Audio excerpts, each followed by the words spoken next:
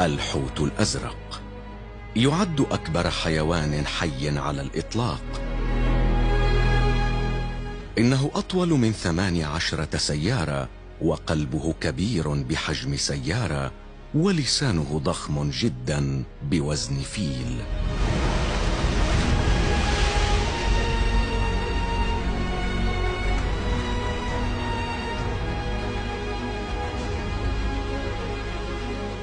هذا العام فقط سبح مسافة تكفي ليبحر حول العالم، وذلك للبحث عن هذه